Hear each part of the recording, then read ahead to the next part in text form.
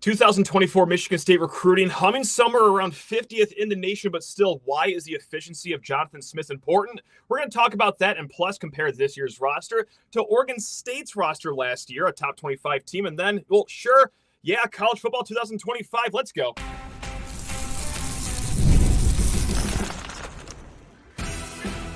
You are Locked On Spartans, your daily podcast on the Michigan State Spartans, part of the Locked On Podcast Network, your team every day.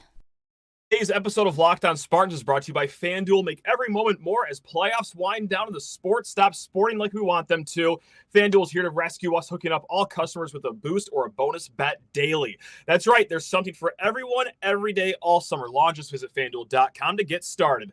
Spartan friends, Spartan family, Locked On Spartans listeners, thank you all so much for tuning into Locked On Spartans, your team in green and white here on the Locked On Podcast Network. Please rate, review, subscribe, comment below on YouTube. And if you ever have a question, reach out to us. LockedOnSpartans@gmail.com. We're going to get the show started with the mailbag question. But first, got to shout out the everyday listeners of the Locked On Podcast Network. All right. So like I said, mailbag questions, LockedOnSpartans@gmail.com. Just like Dr. Terrence wrote in with a great question, made a lot of points that are on a lot of people's minds about recruiting. So let's get into it right now. I've got a question that's somewhat of a pushback to a comment I've heard you say several times in the last few weeks. You've mentioned how efficient Coach Smith has been in recruiting his guys, while you've critiqued Coach Tucker for the number of reaches his staff shot for. My question is, why does efficiency matter? Coach Tucker had a lot of misses, but isn't that a natural product of offering more guys? In his only two full classes, both were composite top 25 classes. Coach Smith might be efficient at locking in 3 stars, but would any serious program prefer hitting 80% on top 45-50 classes compared to 30% on top 25 classes? So great points. Again, we've heard, comments of that ilk from a lot of you listeners out there. So this is a very important discussion point. And really quick, for anyone that's missed our conversations with Jonathan Smith in recruiting, when we say efficiency, we're really focusing on this number here. He's had 28 official visitors in the month of June. 15 of those guys were either already commits or eventually committed. So that's a numeric way of saying that Jonathan Smith really only gets into battles, really only burns up resources and official visits on battles that he knows he can win. Juxtapose that with Mel Tucker's last full class, the 2023 class, in June of 2022, 38 official visits, only 7 of those guys eventually committed. So Smith going 15 of 28 right now. Mel Tucker, much lower percentage, 7 of 38. So that's been the big imbalance here, the big discussion point the last few weeks. And it's also been a big discussion because this was Jonathan Smith's MO in his time at Oregon State too. He was humming always around like a 50% hit mark for his June official visits. So why does this matter? Let's get into it all. But first and foremost, let's, shine up Mel Tucker a little bit. Obviously, we have criticized him. Dr. Terrence was not far off or incorrect by saying, yes, we have critiqued him.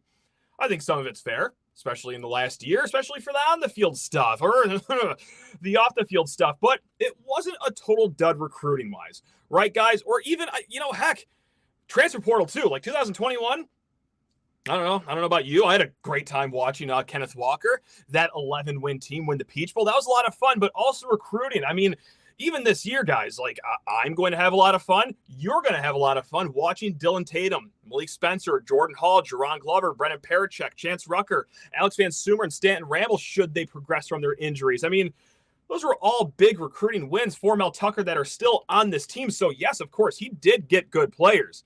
A lot of them 4 stars, highly rated 3 stars. And I will not fault Tucker and company, ever, for swinging for the fences, especially after that Peach Bowl season, that June of 2022, as he was trying to build that 2023 class. I don't mind hosting 5 stars, highly rated 4 stars. But what I will fault him for, and the staff for, this goes even beyond Mel Tucker, this was a whole organizational issue that we had here, is that it was either one of two things. It was A, not knowing where they truly stood with a lot of these guys that were visiting campus. B, not having viable plan B options should these 5 stars or 4 stars go elsewhere, which, 7 for 38. That means 31 of them did go elsewhere. Or, C, some combination of both, not knowing truly where they stood with guys, or having viable plan Bs. So, yes, Mel Tucker and company did get some good recruits. We just named a few in the last few years. But, man, shooting for the stars and then coming down with nothing, that left you with a 16-man class. Yes, just like Dr. Terrence pointed out, that was good for top 25 in the country. The ratings for recruitings are, predicated on how good are the players, how many players do you have, some balance of that. That's what spits out that recruiting rankings number here. But this is the big criticism. 16 for the 2023 class under Mel Tucker. I mean, I'll say it one more time. You're probably getting sick of me saying this stat, but 7 of 38 with the visits in that post-Peach Bowl season. Two things happen when you leave the month of June going 7 of 38 with official visits and commits. Number one, you're scrambling to fill out your class at the end of the cycle, right? Like guys like Isaiah Johnson, Jalen Smith, Phillip Davis, those were all late offers. It worked. They committed. They're still here. But you also get guys like Jalen Barberin, Sean Brown, very late offers, late visits, late commits, and they're not even going to be here next year. So you're kind of scrambling, seeing who else is out there, praying that someone commits, and, you nab 5 late to bring you to 16 kids. But here's the bigger issue. When you have a class of just 16 kids, it leaves big holes in some positions. Mel Tucker and the staff, they just got one interior defensive lineman in the last 2 classes. That is Alex Van Sumeren. And you can't fault Tucker for this, but he's had 2 big leg injuries. All right, so what Alex Van Sumeren are you even going to get? But let's say, he's healthy. Let's say he's progressing just fine in his development and his health. Nevertheless, that's just one interior defensive lineman that you recruited here to East Lansing. And yes, that June of 2022, as you're building the 2023 class, they went swinging. They went swinging big, like Terrence Green, DJ Hicks, Vic Burley. Struck out on all those guys, and then, it was a little too late to try to, go for your plan Bs. They're already committed elsewhere, or you just never had to go for them because they're all taken off the board. And it's not just interior defensive line. You went swinging big on offensive tackles like Shamrod Umarov, Samson Okalola, Miles McVay, Peyton Kirkland, Chase Basantis. Yeah, hey, you got Stanton Ramel, excuse me. But, that's one tackle. The year before, you got Ashton Lepo, Braden Miller. It's going to be really hard to see Braden Miller play for East Lansing or for Michigan State this year as he left East Lansing. But nevertheless, now we have either former walk-ons, true freshmen, or inexperienced redshirt freshmen in the 2 deep right now for offensive tackle, or even, both sides of the ball if you want to pull in the interior defensive line right now. Also, just to throw out one more position out there, linebackers, you had Quavian Carter and Jordan Hall. Those are your only 2 linebackers combined in the last 2 classes. Quavian Carter, not even here anymore. So you're not worried about linebacker for this upcoming season. It's a pretty solid group, all things considered. But, man, when they leave, it's Jordan Hall, Brady Pretzloff, and, you had to go in the portal. You got Wayne Matthews. That's good. But you also had to, start burning up transfer portal gets on guys like Marcellus Pulliam, Samaj Bridgman. So that is the issue when you have, some good players in your class, but only 16 guys in the class. I mean, we didn't even throw out, guys like By Job, Andrew DePape, guys that left the program because that's what happens when coaching shifts happen. Even in a perfect world, even if Tucker was still here, even if the coaching staff was still intact and it was all hunky-dory, those holes on the defensive line and offensive line and linebacker would still be here because it was such a low class. So that's why being efficient and filling out a class is important. It's great that he got good players. But man, oh man, some cupboards in this program could have used guys that were ranked in the 400 to 800 marks, instead of being left completely bare. And then, next guy's up, Jonathan Smith. He gets in and he's thinking, hey, it's really nice to meet all you defensive linemen, all you offensive linemen. Where's the rest of you right now? Are they running a little late here, or there's only 16 guys in that class? So fascinating. Anyway, we're going to get to more of this discussion, talk more so about, why Smith and his efficiency is still important here. But first, we got to talk your ears off about FanDuel Sportsbook. America's number one sportsbook. Yes, we are talking FanDuel, and they are keeping the action rolling this summer because just like you, I love sports. I love them so much, and I never want them to stop. But guys, especially, after Euros and Copa America have ended and playoffs, they've come to a grinding halt. We're getting fewer games and the sports aren't sporting like we want them to. But however, FanDuel is letting us go with whenever we want. All I have to do is open the app and dream up bets anytime I'm in the mood. And if you know me, that is quite often. Home Run Derby, fancied a wager on that. Didn't win, but it kept me focused on the action. And all summer, FanDuel is hooking up all customers with a boost or a bonus daily. That's right. There's something for everyone, every day, all summer long. Already get in on the action for college football, guys. Michigan State versus Florida Atlantic. That's right. FanDuel already has the line out there. Michigan State, 11.5-point favorites right now. Let's say that you are really hot about our Spartans and you're really low about that school down the road.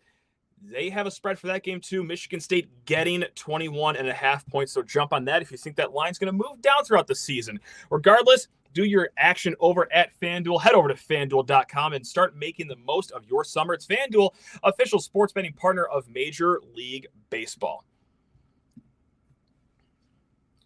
So more on the discussion of, Mel Tucker, Jonathan Smith being efficient, why things are the way they are right now. Before we, keep talking about Jonathan Smith and the top 50 class, or, I shouldn't say top 50, the class that's ranked 50th right now. First and foremost, let's just get this out there. I think I've been very clear on it, but if you haven't been watching every episode, let me scream this from the mountaintops. I love the Jonathan Smith hire. Right, I always have. He's always been at the top of my list. I think he's done great things at Oregon State. That's why he was brought here. He showed he can rebuild. He's got a good offensive mind, this, and that. But we also knew recruiting was never going to be, his calling card. It was never how he built Oregon State. Like, he was always having recruiting classes in the 50s or the 60s. And, of course, regional recruiting was going to be concerned.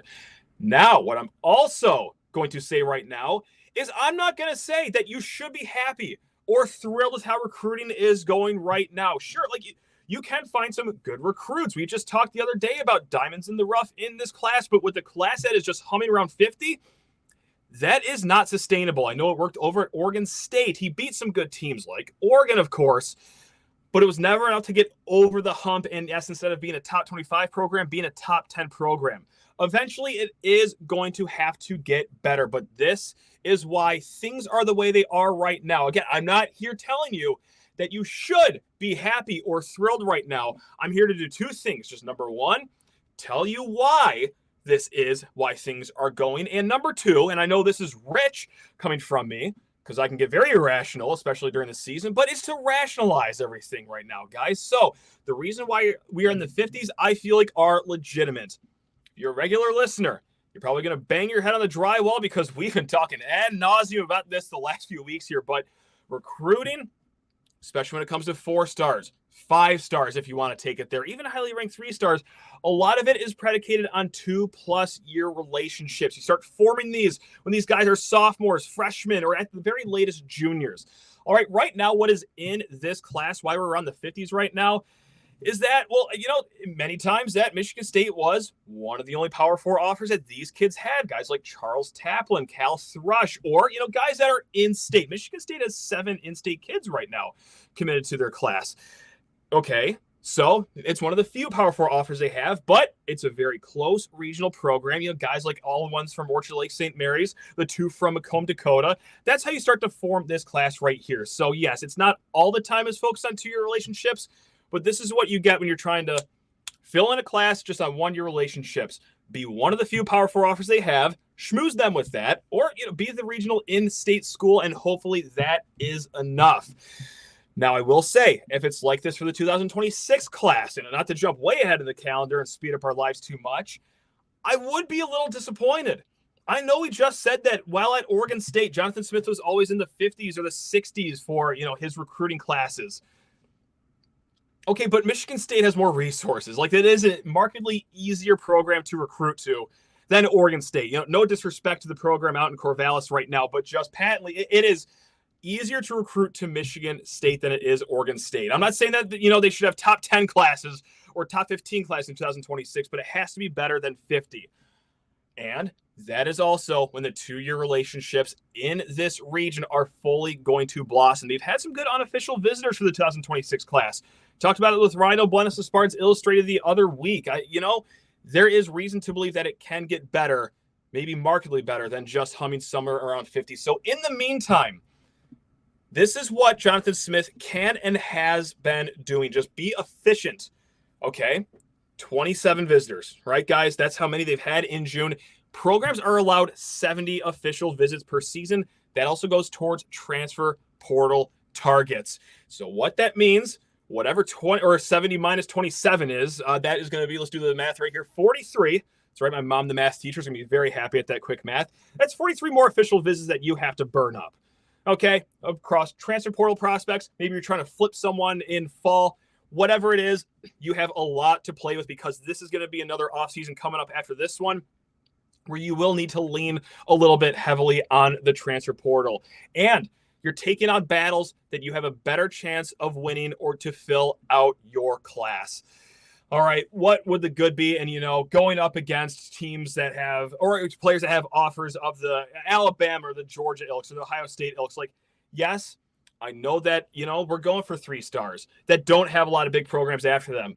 But those are the battles you could win right now. That's how you get to a class that's eventually going to be north of 20 kids. So, look, last year's class, 2024 class, all things considered, I thought was pretty great, especially, tying all the loose ends up very late in the cycle for Jonathan Smith as he was hired mere weeks before signing day.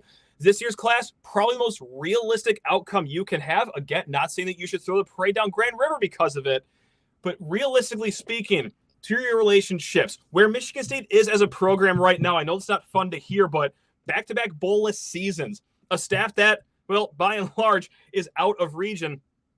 I think right now, somewhere around 50 is the best outcome that you could possibly hope for. So, in summation, it's important to be efficient right now to fill out the class. That's why we're making emphasis on why efficiency is important, why having a limited number and only going up against other teams that you could beat is important, and also not burning up resources in your path to fill up this class. So great question, Dr. Terrence.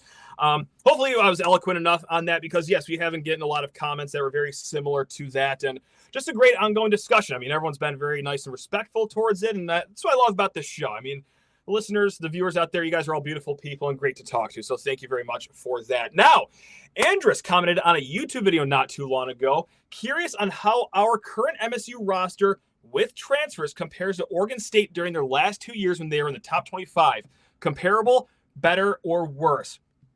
Now, we're just going to do last year's Oregon State team, putting them against this upcoming Michigan State team, and I'm going to spoil a lot of it right now. Oregon State's going to have the upper hand in a lot of these battles here, okay? And for good reason. Yeah, I'm not trying to bust your balls out there, guys, or be Mr. Negative Nancy, but we're pitting a team right now in our Michigan State Spartans that has an over-under in Vegas right now of 4.5 wins against an Oregon State team that was in the top 25 pretty consistently throughout the season last year. So here we go. For quarterback, you know what? Actually, maybe better. I don't know. You get Aiden Childs. Sure, he played, I think it was 94 snaps for Oregon State last year. DJ Uyunglele, he was a fine quarterback, but another year of Aiden Childs in the system he's very familiar with. It's not like it's a brand new coaching staff. So go ahead and give me better. That might be as homer as I get right here, but yeah, just give me the sophomore Aiden Childs over freshman Aiden Childs and DJ Uyunglele. Running back, yeah, I'm going to give the nod to last year's Oregon State team with Damian Martinez, that wrecking ball of a running back who has since transferred to Miami. Look, I love Nate Carter. I think very highly of him. They got a very good running back prospect out of UMass, a great transfer in K'Ron Lynch Adams. But man, Damian Martinez, what was he averaging, like 6.1 yards per carry the last 2 years? Like, Lordy, that is pretty impressive. Tight ends, you know what? Maybe Michigan State this year will be better. Last year they were great with Jack Vellion. Guess who's playing for Michigan State this year?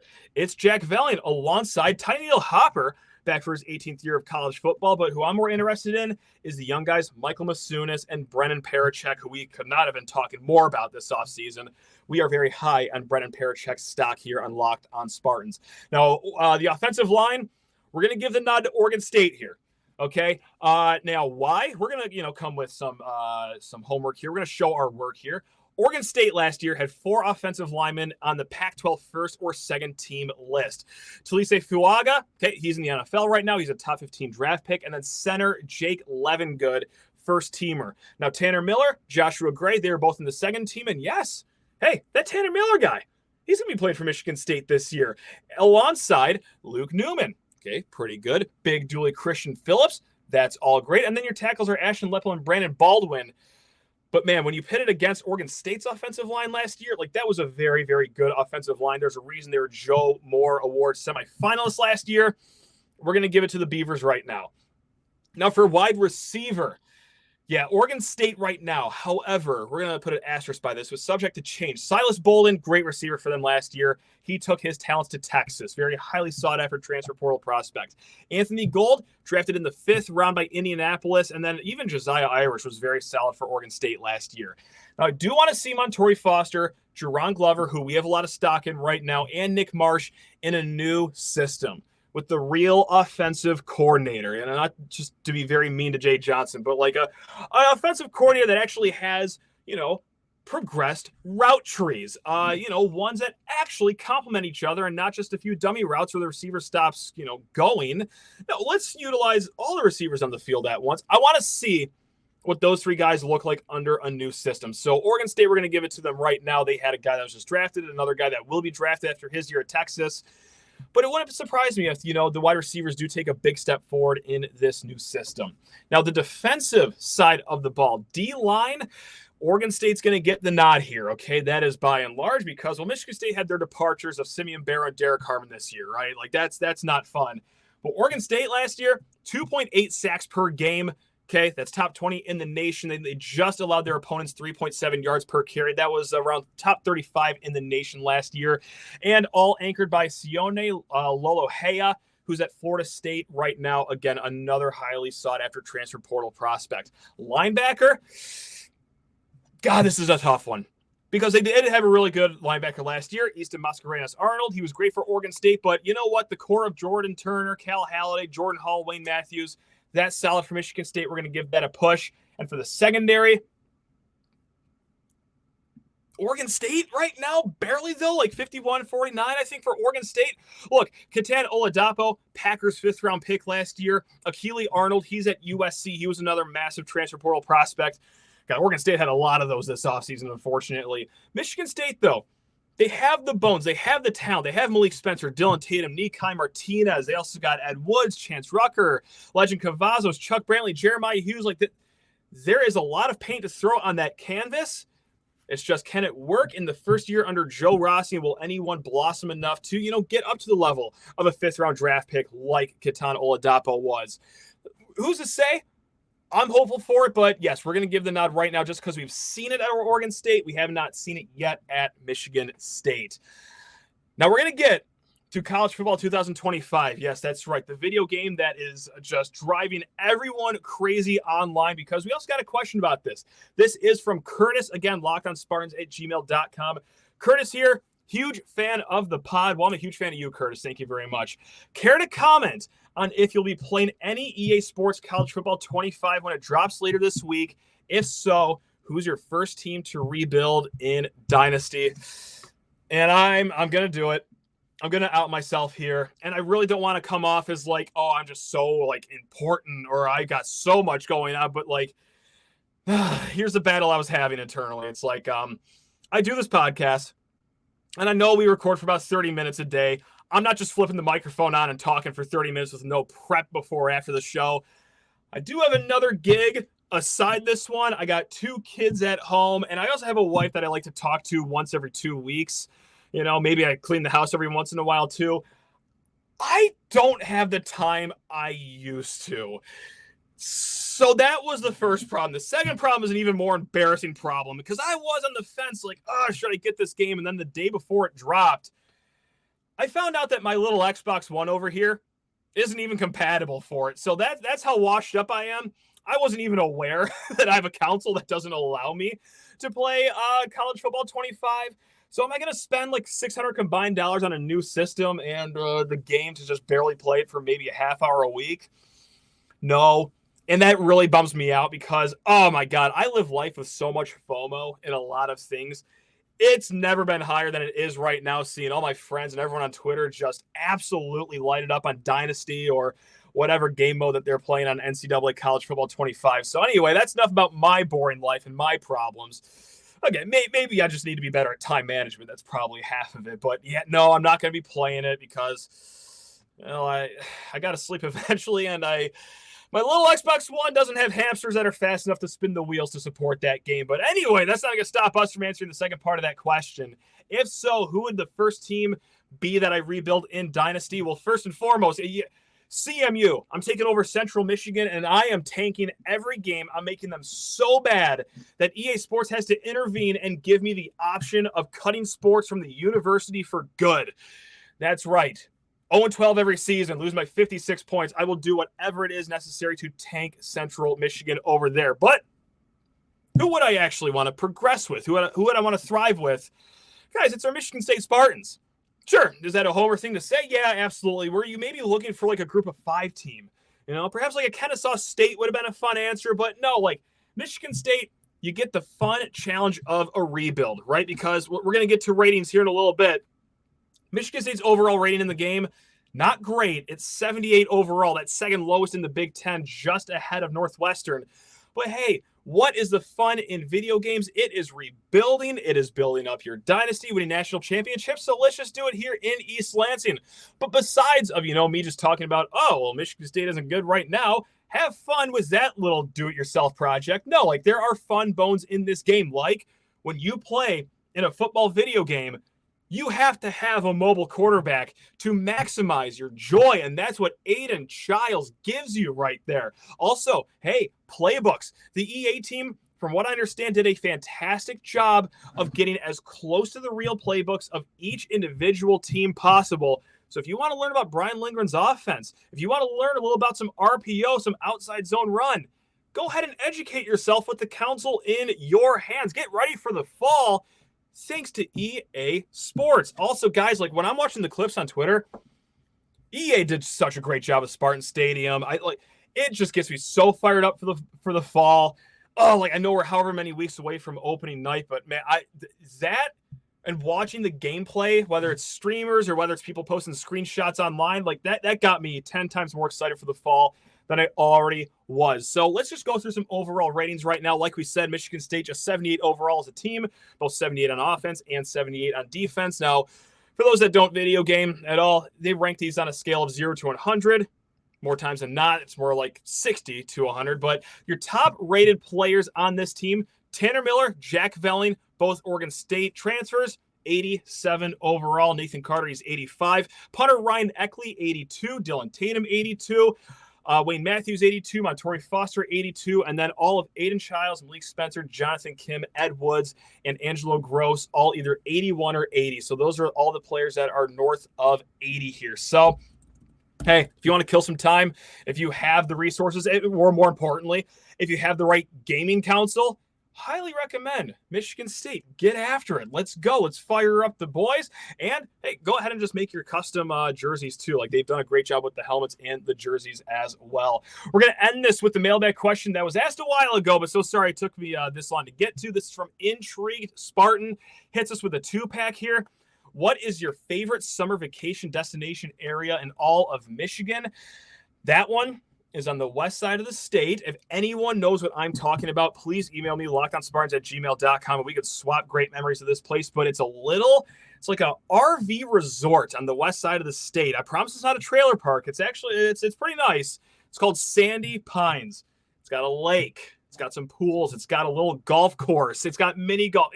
It's just a great place where life slows down. Everyone has their little double wides in there. Everyone gets around by a golf cart. Like Sandy Pines, Michigan, over in Hopkins Door area. It's about 30 minutes outside of Grand Rapids.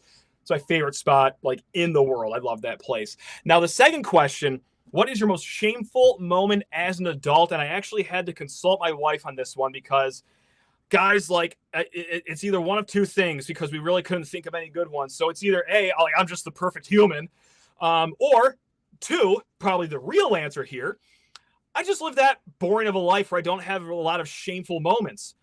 And then it really dawned on us, no, of course it's not number 1. I'm not perfect. Number 2, yeah, it's probably accurate. I do live a very boring lifestyle. But behind door number 3 is probably what you guys see and hear throughout the fall and the winter.